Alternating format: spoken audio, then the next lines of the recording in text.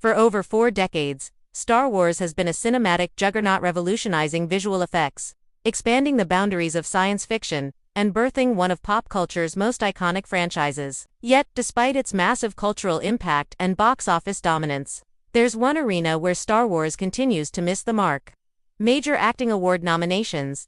Aside from Alec Guinness receiving a Best Supporting Actor nod for A New Hope in 1978, no other Star Wars actor, whether wielding a lightsaber or delivering tearful monologues, has been nominated for an Academy Award or major acting award for their work in the galaxy far, far away. So, what gives? 1. The Academy's bias against genre films. Let's face it, sci-fi and fantasy have long been snubbed by the Oscars, especially in acting categories. The Academy historically favors dramatic, biographical, and prestige pieces over space operas and superhero spectacles, while technical categories like visual effects, sound, and production design often recognize Star Wars. Acting categories skew toward performances rooted in realism and emotional nuance, something critics argue gets lost amid the explosions and droid banter.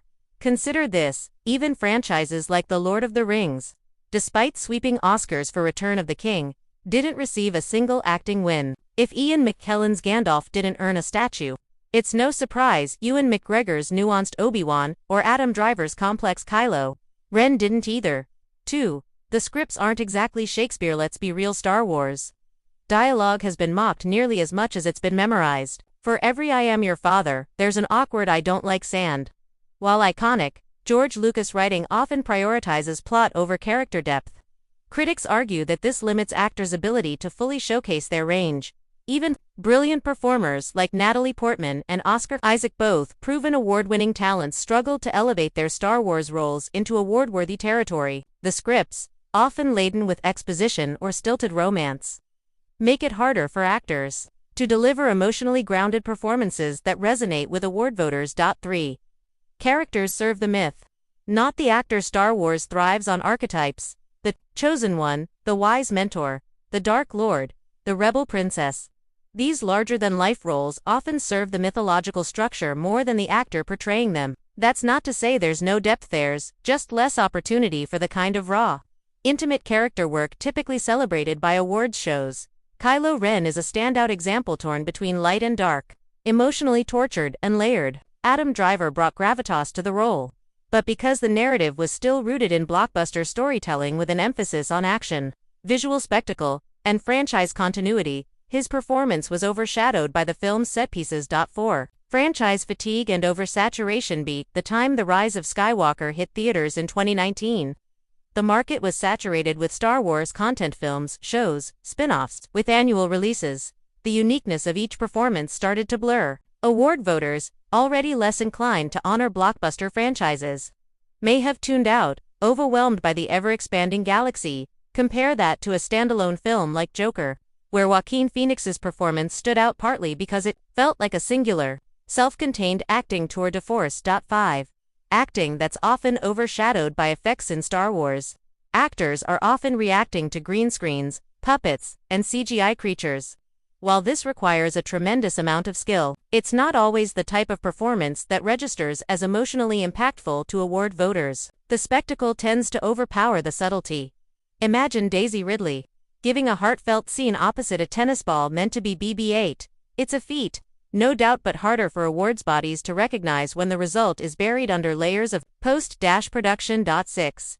Younger casts. Limited recognition. Many Star Wars leads are relative newcomers when their cast Mark Hamill, Hayden Christensen, Daisy Ridley, and John Boyega weren't exactly household names at the time of their debuts. This lack of clout can work against them in the awards circuit, which often favors established names with a history of acclaimed performances. While supporting legends like Samuel L. Jackson or Laura Dern have graced the franchise, their roles were often underwritten or brief, hardly vehicles for Oscar-worthy showcases. 7. The one that got away. If any Star Wars actor deserved serious awards buzz, it was Carrie Fisher. Her portrayal of Princess Leia, especially her later work in The Last Jedi, was laced with emotion, authority, and vulnerability. Her final performances took Leia from icon to human, from space royalty to a battle-scarred general. And while fans honored her legacy, awards bodies largely ignored it. Some also argue that Adam Driver's conflicted Kylo Ren or Ewan McGregor's soulful Obi-Wan Kenobi deserved a closer look, especially given their acting pedigree outside the franchise. Yet they were again eclipsed by the scale of the films around them, so what needs to change? For Star Wars to break the acting nomination curse, several things would need to shift. A standalone, character-driven drama set in the Star Wars universe. Think Joker but with a young Palpatine scripts with richer dialogue and emotional intimacy. More trust in directors known for extracting award-winning performances, like Denis Villeneuve. Greta Gerwig, a re-evaluation of genre bias from awards institutions. Until then, the Death Star may blow up planets. Lightsabers may clash in epic duels. And droids may steal scenes. But Oscar love for Star Wars actors will likely remain a distant dream.